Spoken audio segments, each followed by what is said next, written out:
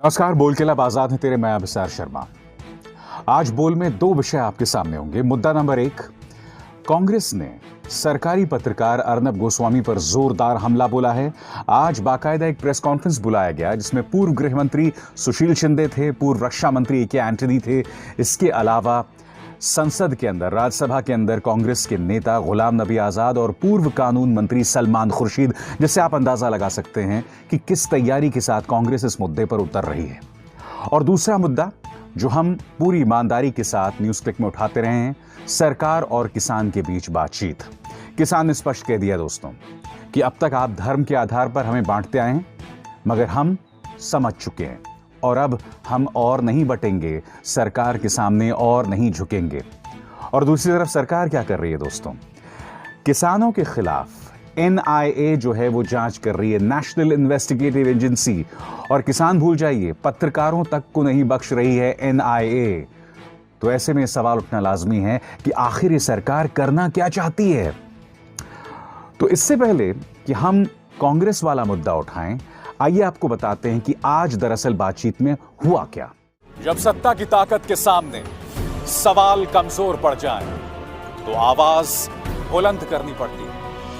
बोल के लब आजाद है तेरे, न्यूज क्लिक पर मेरे साथ। तो मोदी सरकार और किसानों के बीच बातचीत का आज का यह दौर बहुत अहम रहा, क्योंकि आज सरकार सही मायनों में किसानों के सामने झुक गई है। जी हां, पूरी जिम्मेदारी के साथ मैं कह रहा हूं, किसानों ने जो चेतावनी दी थी और साथ ही में कहा था कि हम 26 जनवरी को गणतंत्र दिवस परेड के दौरान ट्रैक्टर्स की एक परेड करेंगे, उस मुद्दे को लेकर किसान ने कहा है कि आप हमसे बताइए, 6 महीने, 1 महीने, 1.5 साल, 2 साल हम किसान से जुड़े इन तीनों कानूनों को मुलतवी करने के लिए, स्थगित करने के लिए तैयार हैं और इस दौरान हम एक समिति का गठन करेंगे। दोस्तों, इस बात को लेकर बहुत जबरदस्त असमंजस का दौर था। पहले एक खबर आई कि किसानों ने इसे सिरे से खारिज कर दिया है, मगर अब जो खबर आ रही है इस पर आप गौर कीजिए। सरकार झुक गई है। सरकार ने कहा कि हम तीनों जो किसान से जुड़े कानून हैं उसे 2 साल के लिए, जी हां गौर से सुनिए, 2 साल के लिए स्थगित करने को तैयार हैं। अब किसान जो हैं वो मिलने वाले हैं बाकी किसानों से, वो चर्चा करेंगे इस मुद्दे पर कल। आज 20 तारीख है दोस्तों और अब अगले दौर की बातचीत है 22 को। आपने इससे पहले देखा होगा दोस्तों कि बातचीत के बीच में जो वक्त था वो एक हफ्ते का था, मगर अब 2 दिन के अंतराल पर अगले दौर की बातचीत होने वाली है, यानी कि जो 11वें दौर की बातचीत है वो 22 को होने वाली है। अब यह अपने आप में एक शुभ संकेत माना जाएगा अगर सरकार और किसानों के बीच जो बातचीत चल रही है उस बात को लेकर, क्योंकि अब दूरियां कम हो रही हैं बातचीत के दौर में। यही नहीं, सरकार ने अपनी तरफ से एक प्रपोजल रखा और वो प्रपोजल था कि हम इन तीनों कानूनों को 2 साल के लिए स्थगित कर देंगे और फिर हम इससे जो है चर्चा करेंगे। और यही नहीं, दिलचस्प बात यह है कि आज किसानों ने सरकार को आड़े हाथों लिया। यह खबर देखिए जो आपकी स्क्रीन पर है। आप जानते हैं, शिमला के 3 किसान जो हैं सिंघू बॉर्डर से हिमाचल प्रदेश वापस आते हैं और वो रिज रोड पर भाषण देना चाहते हैं। शिमला की जो पुलिस है उन्हें गिरफ्तार कर लेती है। आज किसानों ने 2 टूक सरकार से कहा कि एक तरफ तो आप बातचीत का ड्रामा करते हैं और फिर हमारी किसानों को इस तरह से गिरफ्तार करते हैं। क्या इस देश में अभिव्यक्ति की आजादी नहीं है? क्या इस देश के अंदर सिर्फ सरकार के चाटुकार पत्रकारों को ही कहने की एक तरह से आजादी है? तो यह मुद्दा उठाया जिस पर पीयूष गोयल, नरेंद्र तोमर ने कहा कि हम इस पर गौर करेंगे। किसान वहां नहीं रुके, किसानों ने आगे उनसे यह भी कहा, आप हमें यह बताइए कि नेशनल इन्वेस्टिगेटिव एजेंसीज सिर्फ किसान ही नहीं, उन पत्रकारों से भी पूछताछ क्यों कर रही है, जांच क्यों कर रही है जो सिंघू बॉर्डर में हमारे दुख दर्द को देश की जनता तक पहुंचा रहे हैं। सोच के आपको अटपटा नहीं लगता दोस्तों? किसानों के जो आड़तियां हैं उन पर इनकम टैक्स रेड, एनआईए जो है वो किसानों की जांच कर रही है। मनोहर लाल खट्टर ने कई किसानों पर एफआईआर दर्ज कर दी है। उधर जो पत्रकार इस पूरे खबर को कवर कर रहे हैं उनसे भी एनआईए पूछताछ कर रही है। यह वाकई कल्पना से विचित्र है दोस्तों, इस देश के अंदर क्या हो रहा है। ऐसे में जब सरकार बातचीत की बात करती है ना, यही बात देश के किसान को हजम नहीं हो रही है। मगर आपको एक बात पर गौर करना पड़ेगा दोस्तों, सरकार लगातार कमजोर पड़ती दिखाई दे रही है। किसान सिंघू बॉर्डर नहीं पहुंचा था, तब इन्होंने पूरा प्रोपेगेंडा चलाया, ये खालिस्तानी है, खालिस्तानी है, खालिस्तानी है। बातचीत में शामिल पीयूष गोयल ने क्या कहा था, याद है आपको? पीयूष गोयल ने यह तक कहा था कि ये तो अर्बन नक्सलों की गिरफ्त में है, और माननीय रविशंकर प्रसाद ने तो इन्हें टुकड़े टुकड़े गैंग बता दिया था।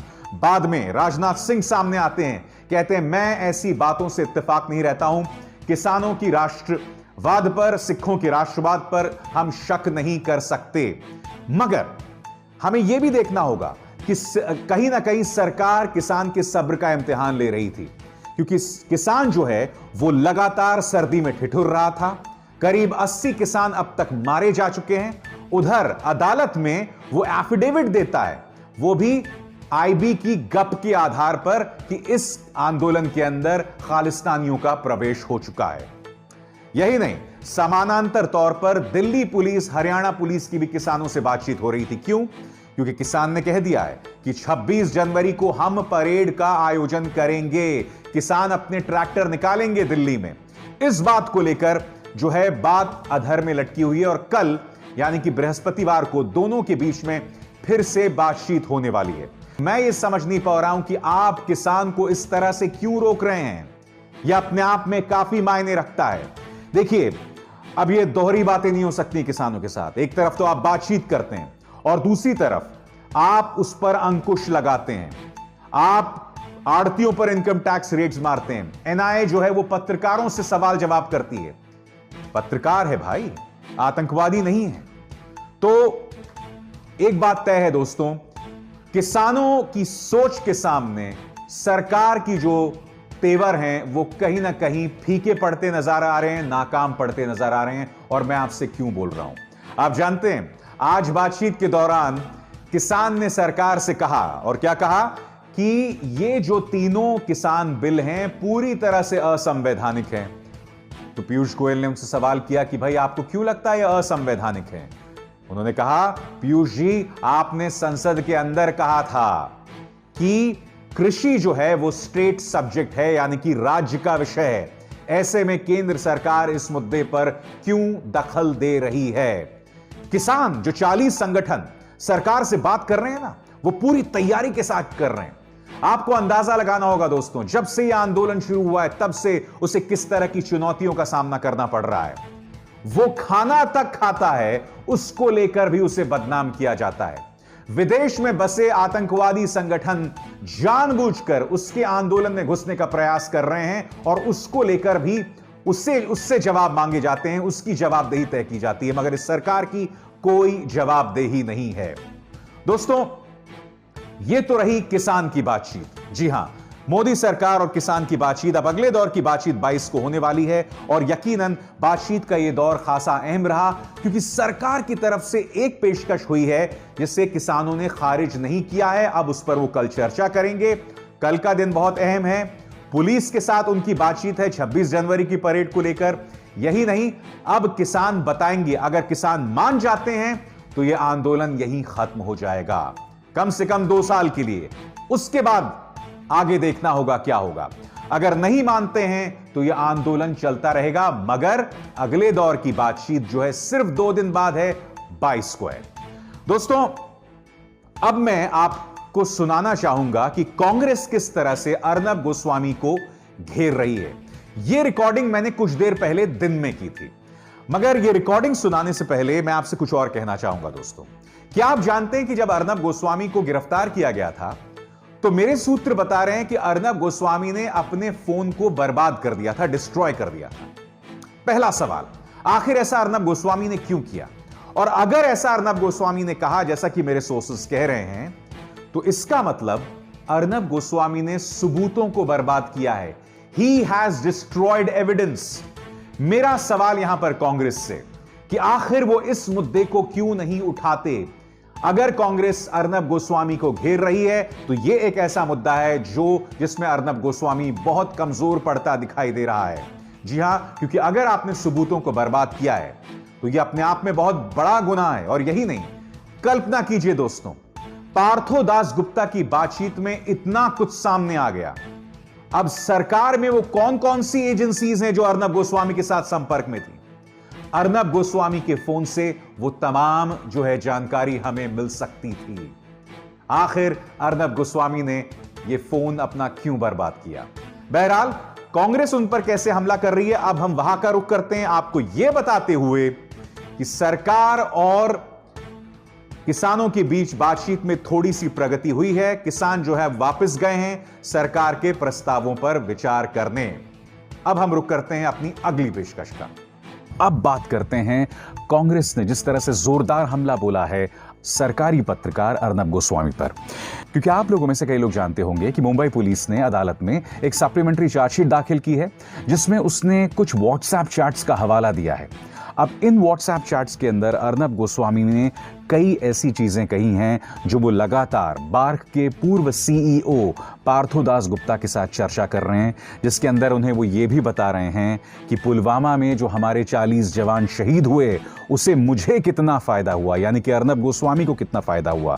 वो ये भी बता रहे हैं कि देखिए सरकार इसका जल्द आने वाले दिनों में जवाब देने वाली है और मुझे इसकी फर्स्ट हैंड इंफॉर्मेशन है, जानकारी है।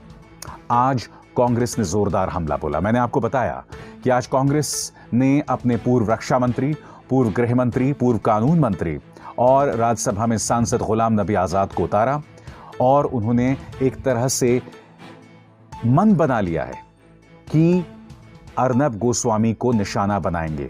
अब कांग्रेस अर्नब गोस्वामी को निशाना क्यों बना रही है मैं आपको कुछ देर बाद बताऊंगा, मगर सबसे पहले मैं आपको बतलाना चाहूंगा कि कांग्रेस ने दरअसल मुद्दे क्या उठाए। कांग्रेस के निशाने पर न सिर्फ अर्नब गोस्वामी थे बल्कि प्रधानमंत्री नरेंद्र मोदी और साथ ही अमित शाह भी थे। क्या कह रहे हैं पवन खेरा, आप खुद सुनिए। Why was the Prime Minister allowing Arnab Goswami such friendly access to himself and his office? We ask. Why was Arnab Goswami allowed to actively lobby with the Prime Minister and his office? We ask. What was this quid pro quo? तुम मुझे फर्जी TRP करने दो, मैं आपको फर्जी public opinion बना कर दूंगा। क्या था क्विड प्रो को? ये हो क्या रहा था? होम मिनिस्टर तो अब बने, लेकिन इससे पहले 2019 तक अमित शाह का नाम इस देश के सबसे second most important man called Amit Shah, और उनके जो चैट्स आए हैं अर्नब गोस्वामी और पार्थो दास गुप्ता के अमित शाह के विषय में चौंका देते हैं। पार्टी के प्रेसिडेंट हैं आप, आपका क्या हक बनता है कि टीआरएआई जो कि एक ऑटोनोमस एजेंसी है उसकी गतिविधियों में आप हस्तक्षेप कर रहे हैं, उसको इन्फ्लुएंस कर रहे हैं, उस पर दबाव डाल रहे हैं क्योंकि अर्नब गोस्वामी चाहता है आप उस पर दबाव डालें। यह किसी पार्टी के राष्ट्रीय अध्यक्ष का काम है। पार्थो दास गुप्ता को मिलवाने ले जाया जा रहा है अमित शाह से। क्यों साहब, क्या बात हुई वहां? आप अपने राइवल्स को फिक्स कर रहे हैं, अलग अलग चैनल्स के बारे में जिक्र है कि उनको फिक्स करिए, बार्क को फिक्स, टीआरएआई को फिक्स करिए, उस पर दबाव डालिए। How can the president of the party so brazenly interfere in policy matters to help a media house, to help a businessman at the expense of others? Is that the job of a politician? Why was Amit Shah interfering in the functioning of a supposedly autonomous agency called the TRAI, the Telecom Regulatory Authority of India? दोस्तों, ये बहुत ही अजीबोगरीब बात है कि अर्नब गोस्वामी ने अपने इस कथित व्हाट्सएप चैट्स में अरुण जेटली का हवाला दिया जब वो डेथ बेड पर थे। उनकी हालत बहुत नाजुक थी और अर्नब गोस्वामी ये कहते नजर आ रहे हैं कि अरुण जेटली को घसीटा जा रहा है, प्रधानमंत्री को विदेश की यात्रा पर जाना है और उन्हें घसीटा जा रहा है, वो घिसट रहे हैं, मानो ये कह रहे हो कि भाई इनकी जल्दी मृत्यु क्यों नहीं हो जाती। लगभग वही भाव था उनका। आज ये मुद्दा कायदे से बीजेपी को उठाना चाहिए क्योंकि अर्नब गोस्वामी ने इस व्हाट्सएप चैट में कहीं ना कहीं अरुण जेटली, स्वर्गीय अरुण जेटली की बेइज्जती की है, उनकी तौहीन की है, मगर ये मुद्दा बीजेपी नहीं उठा रही है। क्या कहना है कांग्रेस का और क्या कहना है पूर्व कानून मंत्री सलमान खुर्शीद का, आप खुद सुनिए। The kind of conversations that have come about him is deeply, deeply saddening, very hurtful. To create a controversy about his death. He was on his deathbed. he was on his deathbed, and all his supporters, all his friends, all his contemporaries were very saddened that he left in life so early. And yet, here is a cynical, hardened mind talking about why doesn't he die quickly? What is it that they say that the government is maintaining him? In other words, कि उनको जिंदा रखने का क्या प्रयास हो रहा है जब प्रधानमंत्री को बाहर जाना है, जल्द देश छोड़कर कहीं और दौरे पर जाना है, तो उनको जीवित रखने का ये क्या प्रयास है, ये क्या ढोंग है? मैं नहीं सोचता हूँ कि इससे दुखित और कोई बात हो सकती है. It's extremely painful. If this is how they treat their own people, and I don't know how many favors they may have received from him during his career, but if this is how they treat their own people, how would they treat ordinary people in this country? How will they treat this land? तो मैंने आपको बताया कि आखिर ये मुद्दा कांग्रेस क्यों उठा रही है. दोस्तों, सबसे पहले तो आपको मैं दिखाना चाहूंगा कि दरअसल ऑफिशियल सीक्रेट्स एक्ट 1923 क्या होता है, क्योंकि कहीं ना कहीं इसके हवाले से कांग्रेस जो है अर्नब गोस्वामी को घेर रही है. और अर्नब गोस्वामी को क्यों घेर रही है वो मैं अभी आपको थोड़ी देर में बताने वाला हूं. सबसे पहले मैं आपको पढ़ के सुनाना चाहूंगा कि ऑफिशियल सीक्रेट एक्ट 1923 है क्या. कहने को ये अंग्रेजों के जमाने का एक तरह से कानून है, मगर अब भी लोगों को निशाना साधने के लिए इसका इस्तेमाल किया जाता है. Official Secrets Act 1923. If any person having in his possession or control any secret official code or password or any sketch, plan, model, article, note, document or information, A. willfully communicate the same to any unauthorized person, uses the information in his possession for the benefit of any foreign power or any manner prejudicial to the safety of the state, retains the secret information when he has no right to retain it and willfully fails to comply with all the directions issued by lawful authority with regard to return or disposal thereof, fails to take reasonable care of and so conducts himself to endanger the safety of the sketch, plan, model, article, note, document, secret official code or password or information, he shall be guilty of an offense under this act. यानी कि ये धारा क्या कहती है कि अगर आप कोई बहुत ही सेंसिटिव इंफॉर्मेशन जिसका नाता देश की सामरिक शक्ति से हो, सैनिक शक्ति से हो, अगर वो आप किसी अनधिकृत व्यक्ति के साथ साझा करते हैं तो आपको इसके जरिए सजा दी जा सकती है. और कहीं ना कहीं कांग्रेस दोस्तों अर्नब गोस्वामी को इसी ऑफिशियल सीक्रेट्स एक्ट के जरिए उस पर निशाना साध रही है. कांग्रेस ने कितनी गंभीरता से इस मुद्दे को लिया है आप जानते हैं कि कल राहुल गांधी ने प्रेस कॉन्फ्रेंस किया था, जो हमने न्यूज़ क्लिक में आपको दिखाई थी. राहुल गांधी खासे उग्र थे और राहुल गांधी ने इस प्रेस कॉन्फ्रेंस में यह तक कह डाला कि इस मुद्दे को लेकर न सिर्फ अर्नब गोस्वामी की गिरफ्तारी होनी चाहिए बल्कि उस शख्स की भी जिसने अर्नब गोस्वामी को यह जानकारी लीक की. और कहीं ना कहीं वो प्रधानमंत्री नरेंद्र मोदी को निशाने पर ले रहे थे. और आज भी कांग्रेस की नेता प्रियंका वाड्रा ने अर्नब गोस्वामी को आड़े हाथों लिया. क्या कहा उन्होंने आपकी स्क्रीन पर? देश की सुरक्षा से जुड़ी अति गोपनीय बातें एक पत्रकार को बताई गई. हमारे देश के वीर जवान शहीद हुए. पत्रकार कहता है हमें फायदा होगा. राष्ट्रवाद का दावा करने वाले राष्ट्रद्रोही कारनामे करते हुए पकड़े गए. ये बहुत गंभीर मामला है, इसकी निष्पक्ष जांच होनी चाहिए. एक तरफ ये सरकार किसानों की सुन नहीं रही, दूसरी तरफ जवानों की जिंदगी से खेल रही है. तो सारा का सारा फोकस दोस्तों कहीं ना कहीं राष्ट्रवाद के हवाले अर्नब गोस्वामी और इस सरकार को घेरना है. मैं आपको बार बार बता रहा हूं कि आखिर कांग्रेस अर्नब गोस्वामी को क्यों निशाने पर ले रही है. इसको समझने के लिए या इसका जवाब जानने के लिए आपको यह बात समझना होगा कि पिछले 6 सालों में हो क्या रहा है दोस्तों. मोदी सरकार के सामने मीडिया पूरी तरह से नतमस्तक है. कल्पना कीजिए जब पुलवामा में हमला हुआ और अगर पत्रकारों ने इस सरकार को कटघरे में रखा होता कि हमारे 40 जवान क्यों शहीद हुए बजाय कि उनकी जय जयकार करने की.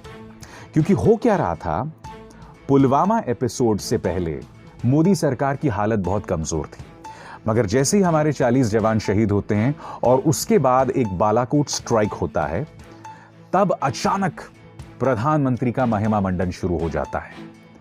राष्ट्रवाद बनाम देशद्रोही का पूरा संवाद शुरू हो जाता है। और इसमें मदद किसने की थी?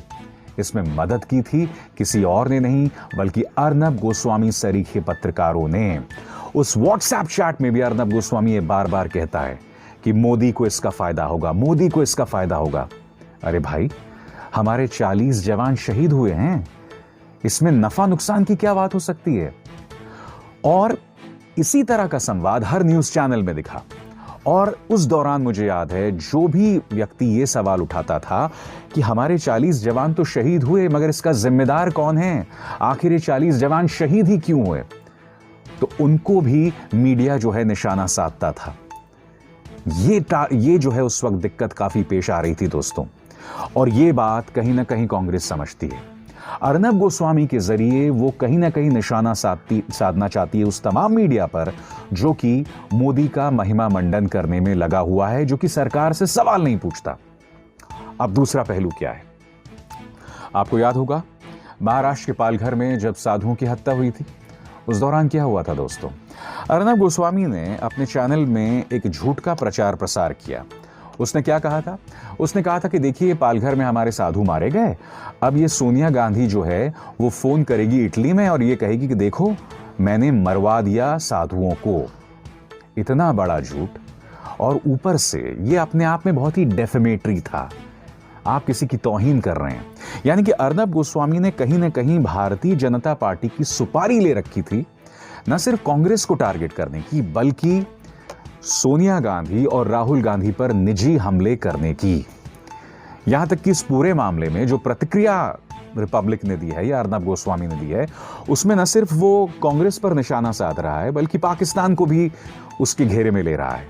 यानी कि पाकिस्तान और कांग्रेस को एक साथ जोड़ के वो निशाना साध रहा है। तो एक तरह से कहा जा सकता है कि अगर आज की तारीख में कांग्रेस निशाना साध रही है अर्नब गोस्वामी पर, तो पहली उसके साथ कहीं ना कहीं एक निजी लड़ाई है उसकी, क्योंकि अर्नब गोस्वामी ने सोनिया गांधी और राहुल गांधी के खिलाफ सुपारी ले रखी है बीजेपी की। दूसरी बात, कहीं ना कहीं वो निशाना साधना चाहती है मोदी की कमजोर नब्ज पर, यानी कि जो ताकत है उनकी वो है मीडिया का दुष्प्रचार। और इसलिए वो बार बार कह रहा है, इसलिए बार बार कांग्रेस कह रही है कि मीडिया को भी आत्ममंथन करने की जरूरत है।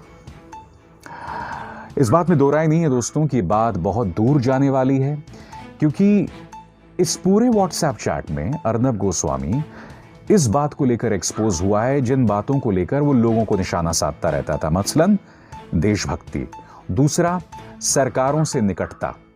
ये आदमी खुलेआम सरकारों का प्रधानमंत्री कार्यालय का कथित तौर पर इस्तेमाल कर रहा था कई लोगों को निशाना साधने के लिए, जैसा कि इस व्हाट्सएप में सामने उभर कर आया है, और दूसरा जैसा कि कांग्रेस आरोप लगा रही है। तो आने वाले दिन बहुत ही दिलचस्प होने वाले हैं। मगर जो मुद्दा यहां मैं उठाना चाहता हूं कि मैं उम्मीद ये करता हूं कि आने वाले दिनों में मीडिया जो है वो भी आत्ममंथन करेगा, वो विचार करेगा कि किस तरह से वो भारतीय जनता पार्टी की पिछलग्गू बनकर रह गई थी। नमस्कार।